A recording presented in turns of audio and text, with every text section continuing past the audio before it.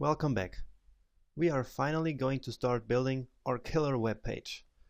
Great. But before diving right in, we gotta have a very clear plan of exactly what we're gonna do. With a good plan, you're already halfway to a great website. Because building a website is not just writing some code. It's much more than that.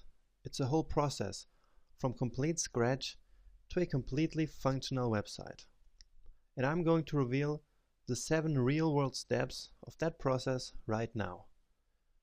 Every good website in the world needs to follow at least these 7 steps. You should definitely take some notes of these. So let's go. Start off by defining the goal of your project. This can be showing your portfolio to the world, selling an ebook, building a blog, or whatever you want. Also define your audience. Ask yourself, which is the typical user that will visit my website? This is important because you should always design with your goal and audience in mind. Once your project is defined, plan your content carefully. This includes text, images, videos, icons, etc. Remember what I told you about visual hierarchy in the web design section? It plays an important role when you start thinking about what you want on your website and what you don't.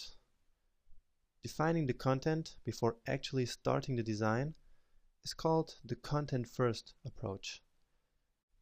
It means that you should design for the content instead of designing a web page and then filling it with some stuff. Also define the navigation and the site structure in this step. You can draw a sitemap in this step if we're talking about a bigger project. Now it's time to get inspired and think about your design. Then get the ideas out of your head. And with that I mean, sketch your ideas before you start designing. It will help you explore ideas and create a concept of what you want to build. Using pencils and paper is a great way of quickly retaining your valuable ideas. And make as many sketches as you want, but don't spend too much time perfecting anything.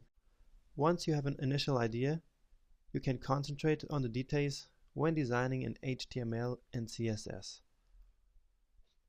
I advise you to never ever start designing without having an idea of what you want to build. Getting inspiration is very important in this phase, and I already told you how to do that. Now, after sketching, start to design your website using all the guidelines and tips you've learned in the web design section. You will do that using HTML and CSS, which is called designing in the browser. So, designing in the browser is basically designing and developing at the same time. There are actually more and more designers leaving traditional design programs such as Photoshop and start designing in the browser, such as we are going to do. The biggest reason for this is that you can't design responsive websites in Photoshop. It also saves you tons of time. And in this phase, you'll use your sketches, content, and planning decisions you've made in steps 1, 2, and 3. This step is of course the biggest part of building a website. But don't forget, all the other steps are also very, very important.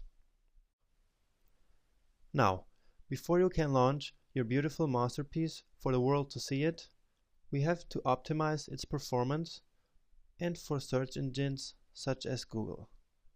You don't want a slow website or one that no one can find, right? Your optimized website is then finally ready to launch. All you need for this is a web server that will host your website and deliver it to the world. I will later show you a way to do exactly that. But the launch of your website is not the end of the story. Now it's time to monitor your users' behavior and make some changes to your website if necessary. You should also update your content regularly in order to show your users that your website is alive. For instance, a blog can be a very great way of doing that. These steps I just showed you are so incredibly important that I also included them in the course ebook, so that you always know where to find them. Also in the ebook is the link to a document called the Periodic Table of Web Design Process, if you want an even deeper understanding of the complete web design and development process. So, make sure to check it out. Now, over the rest of the course, we're going to put these 7 real-world steps into action. After that, we will have a fully functional, beautifully designed and developed website on the internet. Excited? So let's start it.